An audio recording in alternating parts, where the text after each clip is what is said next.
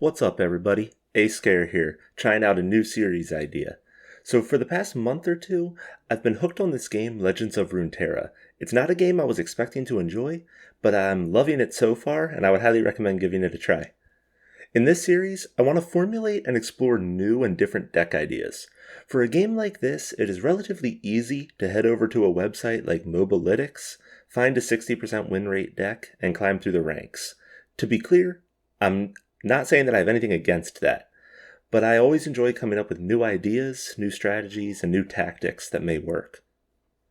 As of starting this series, I'm currently ranked in gold, so I'm not a pro that is going to get you to pro ranks. What I do hope to do is introduce you to new deck combinations and start conversations on ideas that are not in the current meta. With that, let's get started. For this first episode, I want to introduce a deck I've been working on for the past few weeks, and I'm happy with its current state. This Ashe Heimerdinger combination has quickly taken me from Silver 4 up to Gold 2, and this is a deck I'm not finding anywhere that I can see. I looked through Mobalytics, and I'm not even seeing this champion combination in their top 100 decks for Ashe. I've refined the combo a bit, and I now have a deck I'm happy with. I will include the deck code in the video description if you want to give it a try. Since running this specific deck combination, I've recorded 20 game outcomes, and so far I'm 13-7. We will be coming back to this in a little bit. I'm going to hop in and describe the cards, and then we will show some highlights and examples of the deck in play. Alright, so let's go ahead and take a look at this Ashe Heimerdinger deck and just talk about some of the cards and how they're going to interact with each other. So to start out, let's just take a look at the overall situation here. We have a lot of cards that are kind of in that 1 to 5 range, and then we have another 10 that are 6+. We have nothing, though, that is 9 and above. This is going to be 6 champions. That's going to be 3 Ashes, 3 Heimerdingers. We have 18 units and 22 spells. Now, that is a higher spell count than I would normally go on a deck. However, because Heimerdinger combines well with spells, it seems to be working out. So let's go ahead and look at some of the cards. I'm going to start at the bottom. So the most expensive card that we have is Progress Day. Now, this is a great card in order to restock your hand. It also works well with Heimerdinger because that will spawn you the T-Rex card for him, which is going to be his most powerful card. Winter's Breath is a great card for 2 reasons. One of the reasons that I liked Ashe was that you could use this Winter's Breath in order to clear out certain opponents. Winter's Breath in combination with all the freezing options we have above, and then also Progress Day, is a great option. So if you run Progress Day, you play that card, that lowers the cost of other cards by 1, which means you can get a Winter's Breath at 6, which means in a single round you can run 2 Winter's Breaths, which is basically a clearing situation. You should be able to basically clear out the opponent by running 2 of those in a single round. Icy Yeti, I'm only running 1 of these. As time progressed and I used this deck a little bit more, I found that Icy Yeti really was a very situational card. His Frostbite ability, that he frostbites enemies with 3 or less health, it didn't work in many situations. So I removed him. I used to have him at 3. I moved him down to 1. And I think I like him there because he does have that situational use. But I only have 1 in the deck right now. Harsh Winds, great way again to frostbite enemies. Works very well with the Heimerdinger because it allows for the Heimerdinger turret that is elusive. So that's a great combination there. The Harsh Winds also will block certain opponents. They also work well with the Wolves because that will allow the Wolf to just straight out kill an enemy. We have 3 of the Shamans. That's just to, again, frostbite strongest enemies. A lot of this deck is going to be frostbiting and using that in combination with other spells in order to knock out opponents. We then have the 3 Heimerdingers, 3 Ashes. The Wolves are in there. They're great with all the freezing abilities that we have going on here.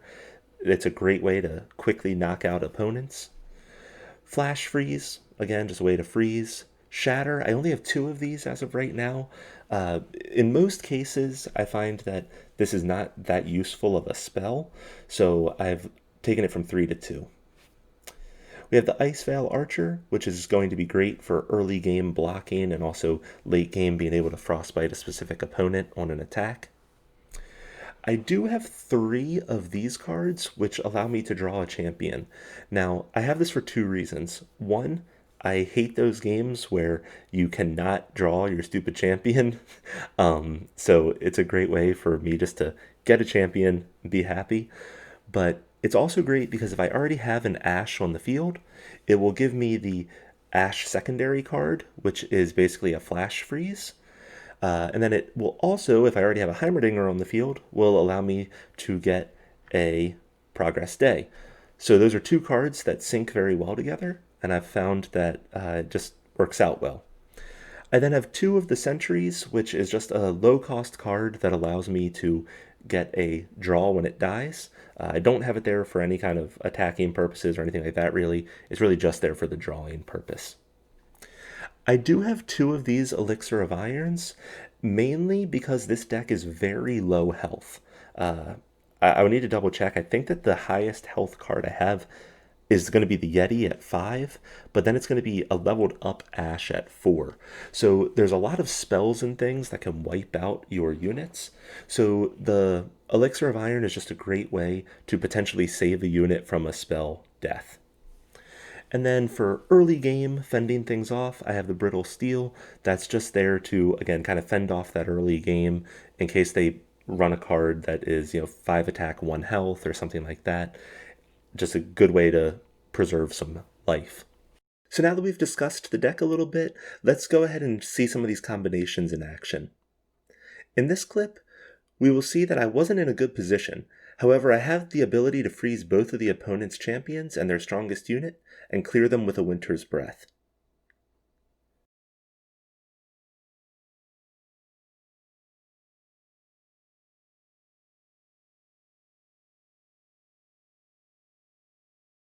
In this example, we will see Ash finishing off a game. By using all of the freeze abilities, Ash's passive will stop the enemy from being able to defend. So even though this deck runs a lot of lower damage units, we will find that you can clear out a full 20 health Nexus in a single round. This deck doesn't hold well on full-on rush decks like Spider decks. However, any deck that starts building up around rounds 3 or 5 can be met with wolf combos to keep the enemy spored clear. Here is a great example of how this deck can play very well into the mid game. Even though this doesn't look like a great start at the very beginning of the round, I am able to frostbite a total of their 4 most powerful enemies and lose no one on my side.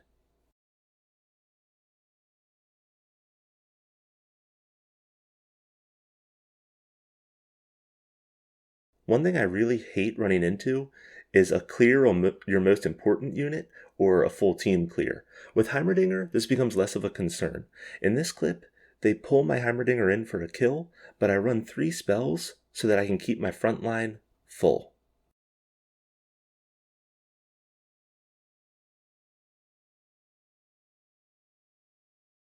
Finally, the most powerful card in the deck. Here is an example of spawning a T-Rex card. I play my Progress Day, which gives me the T-Rex. If played in the correct order, you can have this card in round 6, but it is a great unit regardless. Progress Day also gives you a more full hand at the lower cost to play with.